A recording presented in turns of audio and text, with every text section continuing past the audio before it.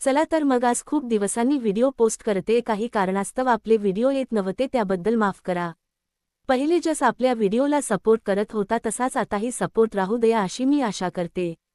चला तर मग आपण स्टोरीला सुरुवात करू। एका गावात एक बाई आपल्या छोट्या मुलाबरोबर एका छोट्या झोपडीत राहत होती। आपल्या मुलाला काही कमी पडू नये म्हणून दिवसरात्र एक करून ती काम करत असे, पण त्या छोट्या मुलाला मात्र आपली आई अजिबात आवडत नाही।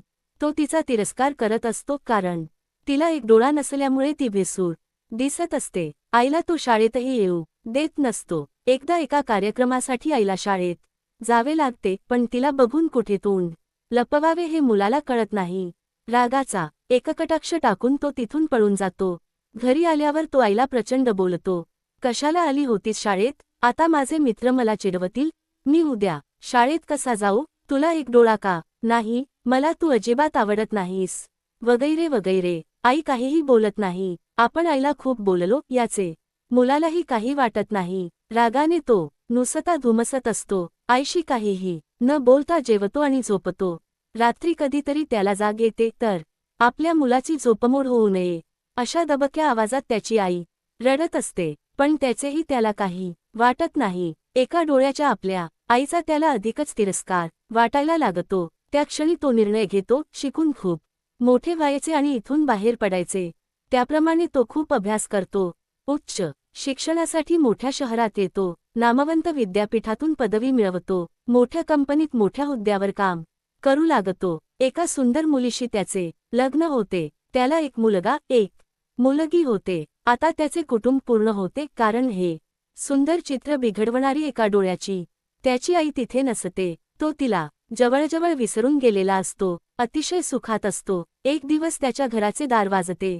दारात एका माणसाबरोबर त्याची तीच एका डोळ्याची आई उभी असते। तिला बघून त्याची मुलगी घाबरून आत पळून जाते। तो आधी चक्रावतो आणि मग स्वतःला सावरत तिला म्हणतो, कोण आहेस तू? इथे का आलीस? बघ माझी मुलगी तुला घाबरली, मी बहुतेक चुकीच्या पत्त्यावर आले असे काहीसे पुटपुटत आई निघून जाते। तिने आपल्याला ओळखले नाही अशा समाधानात मुलगा दार लावून घेतो। काही दिवसांनी माजी विद्यार्थी संमेलना साठी त्याला त्याच्या शाळेतून पत्र येते। परत त्या गावात जाऊ नये असे वाटत असतानाही तो संमेलनाला जाण्याचा निर्णय घेतो। ऑफिसच्या कामासाठी जातोय असे बायकोला खोटेच सांगतो। संमेलन पार पडते। कुठल्यातरी अनामिक ओढीने त्याची पावले त्याच्याही नकळत झोपडीकडे वळतात। दाराला कुलूप असते। शेजारची बाई त्याला ओळखते आणि एक पत्र देते। ते पत्र त्याच्या आईचे असते। तो वाचू लागतो, मी खूप आयुष्य जगले तुझ्याकडे, आता मी परत कधीही येणार नाही, पण तू कधीतरी येऊन मला भेटावेस अशी माझी खूप इच्छा आहे। शाळेच्या संमेलनाला तू येणार हे कळले होते, पण तिथे येऊन तुला भेटायचे नाही असे मी नक्की ठरवले, कारण मला माहिती आहे एका डोळ्याची ही तुझी आई तुला आवडत नाही। मला एकच डोळा का असेही तू मला एकदा विचारले होतेस, तेव्हा तू खूपच लहान होतास म्हणून मी काही उत्तर दिले नाही। पण आज सांगते बाळा, तू लहान असताना एक अपघात झाला। त्या अपघातात तू तुझा एक डोळा गमावलास। एका डोळ्याने तू संपूर्ण आयुष्य कसे जगणार या विचाराने मी हैराण झाले आणि माझा एक डोळा तुला दिला। मला तुझा खूप अभिमान आहे।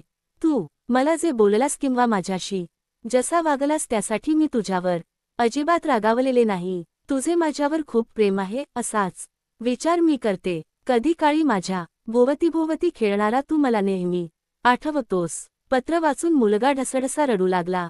जी व्यक्ती केवळ त्याच्यासाठी जगली, स्वतःचा सर्वात महत्त्वाचा अवयव जिनं त्याला सहजपणे देऊन टाकला, तिच्याशी आपण किती निर्दयपणे वागलो। त्याला प्रचंड पश्चात्ताप झाला। तो आईला मोठमोठ्याने हाका मारू लागला, पण आता त्याचा काय उपयोग होता? मित्रांनो, आई-वडिलांसाठी कोणतीही गोष्ट सोडा, पण कोणत्याही गोष्टीसाठी आई-वडिलांना सोडू नका, कारण जीवनात एक वेळ कोणतीही गोष्ट आपली साथ सोडेल, पण आई-वडिलांची साथ ही नेहमीच तुमच्या बरोबर आयुष्यभर असेल। व्हिडिओ आवडल्यास व्हिडिओला लाईक करा, कमेंट करा, सबस्क्राईब करा, जेणेकरून आमचे नवनवीन व्हिडिओ तुमच्या पर्यंत येत राहतील।